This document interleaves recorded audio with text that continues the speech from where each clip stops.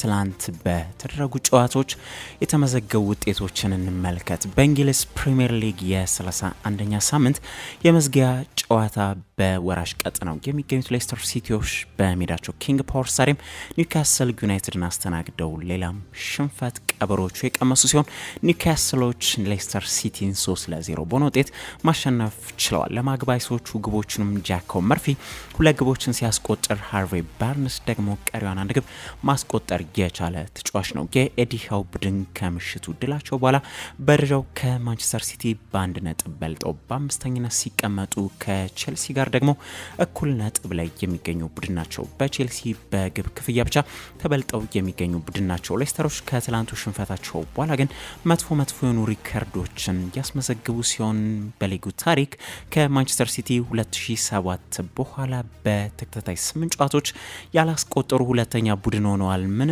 ምንም ግብ ሳያስቆጥሩ በተከታታይ 8 ጨዋታዎች የተሸነፉ በሊጉ የመጀመሪያ ቡድን ሆኗል። እንዲሁም በክለባቸው ታሪክ በአንድ የውድድር ዓመት በሜዳቸው 11 ሽንፈቶችንም ሲያስተናግዱ ዘንድሮ ለመጀመሪያ ጊዜያቸው ሆኖም ነው ሊመዘገብ የቻለው። ብሮድሩድ ቫኒስትሮይ የሚመራው ቡድኑ ያው ከፊታቸው ወደ ቻምፒዮንሺፑ መልሶ የመውረድ ሰፊው ድል ተደቅኖባቸው ነው የሚገኘው። በጣሊያን ሴሪ በተደረገ አንድ ጨዋታ ደግሞ በአንቶኒዮ ኮንቴ የሚመሩት ናፖሊዎች ነጥብ የጣሉ ሲሆን ከሜዳቸው ውጪ አቅንተው የጫወቱት የኔፕልሱ ቡድን ከቦሎኛ ጋር 1-1 በሆናቸው ውጤት ተለያይቷል።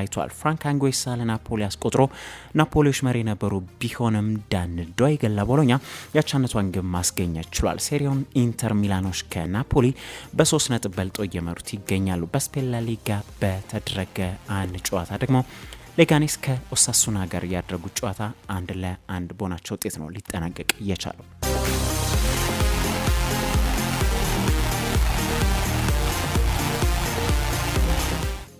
ሌሎች ጉዳዮችን መመልከትን ቀጠል። ከትላንት በስቲያ በለተ እሁድ በማንቸስተር ደርቢ ማንቸስተር ዩናይትድ ከማንቸስተር ሲቲ ጋር ያደረጉት ጨዋታ ያለ ግብ 0-0 በሆናቸው ውጤት መጠናቀቁ የሚታወቅ ሲሆን ከዚህ ጨዋታ መጠናቀቅ በኋላ ግን ጃክ ግሪሊሽ ወደ መልበሻ ክፍል ሲያመራ አንድ የማንቸስተር ዩናይትድ ደጋፊ በሚያሳፍር ሁኔታ ግሪሊሽ ላይ ጥቃት አድርሶ የነበረበት አጋጣሚ ነበር። ግሪሊሽ በማንቹሪያን ደርቢ በ74ኛው ደቂቃ ላይ ተቀይሮ መግባቱም ይታወቃል። አሁን ግሪሊሽ ላይ ጥቃት ያደረሰው ግለሰብ የታሰረ ሲሆን ክስ ተመስርቶበትም ተገኝቷል። በነገራችን ላይ ይህ የታሰረው ግለሰብ 20 ዓመቱ ላይ የሚገኝም ታዳጊም ነው። በሚያሳፍር ሁኔታ ግሪሊሽን ፊቱም ላይ መቶት ነው የነበረው። ማለትም ፊቱን በጥፊ ነበር ሊመታው የቻለው። ግሪሊሽ ግን ደህና መሆኑ አሁን ላይ ተገልጿል። ይህ የ20 ዓመት ታዳጊ ግን ክስ ከተመሰረተበት በኋላ በጁላይ ወር ላይ ፍርድ ቤት ይቀርባል ተብሏል። በእሁዱ የደርቢ ጨዋታ ግን የማንቸስተር ዩናይትድ ደጋፊዎች በጤናማ መልኩ ያልተገኙም ነበሩ። በጣም በሚደብር መልኩ እናትን የምታል ነገር በማንሳት የፊል ፎደንን እናት እያነሱ ሲዘምሩ የነበረበት አጋጣሚ ጭምር በመጀመሪያው አጋማሽ ላይ እንደነበር ይታወቃል። ዩቬንቱሶች ባሳለፍነው የጥር ዙር መስኮት ራንዳል ኮሎሙዋኒን ከፓሪስ ሳን ዠርማን ሬናቶ ቬጋን ደግሞ ከቼልሲ ማስፈረማቸው ይታወቃል።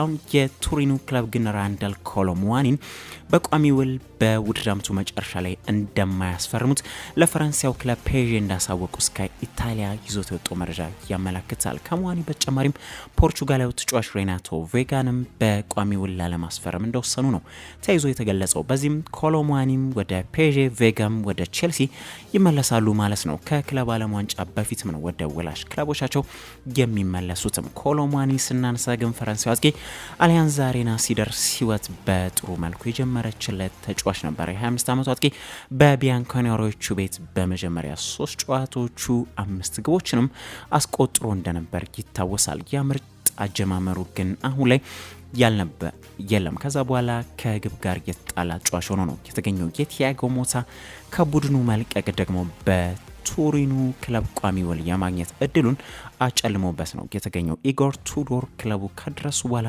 ኮሎሙዋኒ እድል እየተነፈገ የሚገኝ ሲሆን ዱሳን ቭላሆቪች መልሶ ቋሚ ቦታውን እያገኘ የሚገኝ ተጫዋች ሆኗል። ዩቬንቱሶች አሁን ራንዳል ኮሎሙዋኒን በቋሚ እንደማያስፈርሙ እንግዲህ ለፔዤ አሳውቋል እየተባለ ነው የሚገኘው። ሪያል ማድሪዶች ዛሬ ምሽት ከሜዳቸው ውጪ ወደ ኤምሬትስ ስታዲየም አቅንተው አርሰናልን እንደሚገጥሙ የሚታወቅ ሲሆን ከዚህ ጨዋታ ጋር ተያይዞ የሪያል ማድሪዶ አሰልጣኝ ካርሎ አንቸሎቲ ከሰጡት አስተያየት መካከል መካከል እስከ ውድድር ዓመቱ መጨረሻ ድረስ ለእያንዳንዱ ዋንጫ እንፋለማለን እኛ ሪያል ማድሪዶች ነን የሚል አስተያየትን አጋርተዋል። ካርሎ አንቸሎቲ ስለ ቀድሞ የሪያል ማድሪድና ስለአሁኑ የአርሰናል ተጫዋች ማርቲን ኦዴጋርድ ደግሞ በሰጡት አስተያየት ማርቲን ኦዴጋርድ ባለተሰጥኦ ተጫዋች የነበረው በ16 ዓመቱ እያለ እዚህ በሪያል ማድሪድ ሆኖ ነበር። አሁንም ግን እንደዛው ነው። ያኔ ጥራቱን ለማረጋገጥ ቦታ አላገኝም ነበር። ለዚህም የመጫወቻ እድል ወደሚያገኝበት ለመሄድ ወስኗል። የሄደውም በቻምፒዮንስ ሊጉ ካሉ ምርጥ ክለቦች መካከል አንዱ ወደ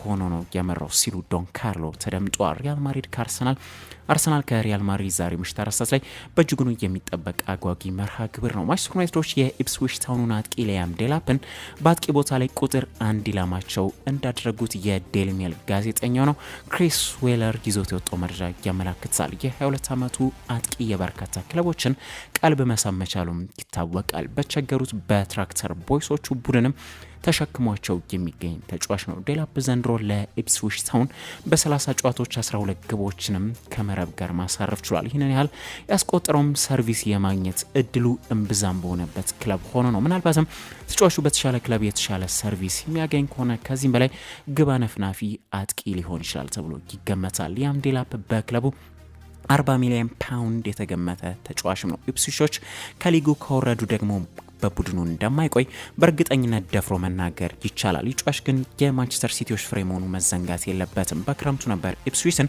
ከማንቸስተር ሲቲ በ20 ሚሊዮን ፓውንድ ተቀላቅሎ የነበረው። ሲዝኖቹ ተጫዋቹን በ40 ሚሊዮን ፓውንድ የመግዛት አማራጭም በውላቸው ላይ ያላቸው፣ ነገር ግን የፔፕ ጓርዲዮላ ቡድን አርሊንግ ሃላንድ ያላቸው በመሆኑ ይህንን የመልሶ መግዛት ስምምነታቸውን ተጠቅመው ከፍለው ያስፈርሙታል ተብሎ አይታሰብም። ቀይ ሰይጣኖቹ ድንገት ፉክክር ከገጠማቸው የሚገጥማቸው ከኩዌንዳን ከነጠቋቸው ከቼልሲ ነው የሚሆነው። በረገናችን ላይ ሲቲዎች ዴላፕ ከተሸጠም ከሽያጩ ላይ 20% ድርሻ የሚያገኙበት ስምምነትም አላቸው። ዴላፕ ለዩናይትዶች ትክክለኛ ዝውውር ይሆናል ወይ የሚለው ግን ጥያቄ ምልክት ውስጥ ይገባል። ምክንያቱም ከእድሜው አንጻር የበሰለ አይነት ተጫዋች አይደለም። ምናልባትም እንደ ራስመስ ሆይሉን አይነት ዝውውር እንዳይሆንም ለዩናይትዶች አንድ ስጋት ሊሆን ይችላል። አርቢ ላይፕዚግ በቅርቡ አሰልጣኛቸው ማርክ ሮዝን ካሰናበቱ በኋላ ያለ ቋሚ አሰልጣኝ እንደሚገኙ ይታወቃል። አሁን ክለቡ አይኑ ወደ እንግሊዙ ክለብ ያንዣበበ መሆኑ ተጠቅሟል። ላይፕዚግ የሼፊልድ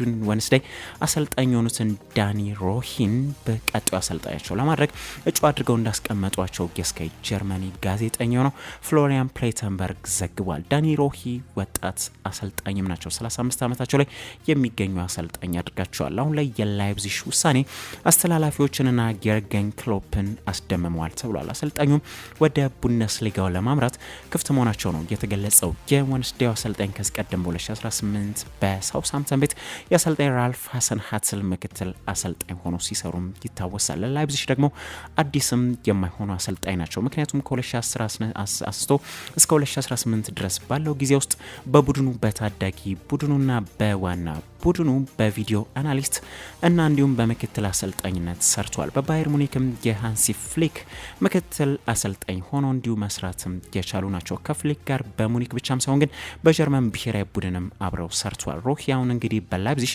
ተፈልገው ተገኝቷል። በሼፊልድ ዌንስዴይ ግን እስከ 2027 ድረስ የሚያቆይ ውል ያላቸው አሰልጣኝ ናቸው። ሼፊልድ ዌንስዴዮች ግን በቻምፒዮንሺፑ የደረጃ ሰንጠረዥ 13 ደረጃ ላይ ተቀምጠው የሚገኙ ቡድን ናቸው። አርቢ ላይፕዚጎች ግን ከሮሂ በተጨማሪ የክሪስታል ፓላሱ ኦሊቪየር ግላስነር እና የቤኔፊካ አሰልጣኝ ሮጀር ሽሚርትም እጩዎች አድርገው የያዟቸው ሌሎቹ አሰልጣኞች ናቸው። የመጨረሻ ላድርግና አድማጮች በተጠባቂ የአውሮፓ ቻምፒዮንስ ሊግ መርሃ ግብር ዛሬ 2 የሩብ ፍጻሜ ጨዋታዎች የሚከናወኑ ሲሆን ተጠባቂ በሆነውና በአጓጊው ጨዋታ አርሰናልን ከሪያል ማድሪድ ጋር የሚያገናኘው ጨዋታ አንዱ ተጠባቂው መርሃ ግብር ነው። እነዚህ ቡድኖች ከዚህ ቀደም ብዙ የግንኙነት ታሪክ እንደሌላቸው ይታወቃል። ለመጨረሻ ጊዜ የተገናኙት በ2006 ላይ ነው የነበረው። ከ2006 በኋላ ዛሬ ለመጀመሪያ ጊዜም ነው የሚገናኙት ከ19 ዓመታት በኋላ ማለትም ነው። ያኔ አርሰናሎች 1-0 በመጀመሪያው ዙር አሸንፈው የነበረ ሲሆን በመልሱ ጨዋታ ደግሞ በድሮው የአርሰናል ስታዲየም በሃይብሪ ስታዲየም ደግሞ 0-0 በሆናቸው ውጤት ነበር ሊለያዩ የቻሉት። በዚህም በድምር ውጤት ያኔ መድፈኞቹ አሸንፎ የነበረበት አጋጣሚ ነበር። ዛሬ እንግዲህ በታሪካቸው በአውሮፓ መድረክ ሲገናኙ ለሶስተኛ ጊዜ ብቻ የሚገናኙ ቡድን ናቸው። ሪያል ማድሪዶች ግን ከ2017-18 የውድድር ዓመት ጀምሮ ከእንግሊዝ ቡድኖች ጋር 22 ጨዋታዎችን ያህል በጥሎ ማለፍ ጨዋታዎች ላይ ተጫውቶ 11 ጨዋታዎችን አሸንፈው 5 ጊዜያቸው ተው 6 ጊዜ ደግሞ ሽንፈትን የተመለከቱ ቡድን ናቸው። የቡድን ዜና ስንመለከት በአርሰናል በኩል ራሂም ስተርሊንግ በቅጣት ጋብሪኤል ሄሱስ፣ ታኬሮ ቶሚያሱ፣ ካቨርዝ፣ ጋብሪኤል ማጋሌሽ ና ሪካርዶ ካላፊዮሪ ደግሞ በቅጣት ምክንያት ለመድፈኞቹ ግልጋሎትን የማይሰጡ ተጫዋቾች ናቸው። በሪያል ማድሪድ በኩል ደግሞ ዳኒ ካርቫል፣ ዳኒ ሴባዮስ፣ ፌርላንድ ሜንዲ፣ ኤደር ሚሊታው፣ አንድሬ ሉኒም በጉዳት ምክንያት ለሎስ ብላንኮሶቹ ግልጋሎትን መስጠት አይችሉም። አውሬሊን ሹአሚኒ ደግሞ በቅጣት ምክንያት ከጨዋታው የሚያመልጥ ይሆናል። ጨዋታው ምሽት 4 ሰዓት ላይ 60,355 ተመልካቾችን በሚይዘው በሰሜን ለንደኑ ክለብ አርሰናል ስታዲየም በኤምሬትስ ስታዲየም የሚከናወን ይሆናል። በቀሪው አንድ ጨዋታ ደግሞ እንዲሁ በተመሳሳይ ሰዓት ከምሽቱ 4 ሰዓት ላይ ባየር ሙኒኮች በሜዳቸው አሊያንዝ አሬና የጣሊያኑን ክለብ ኢንተር ሚላንን የሚያስተናግዱ ይሆናል።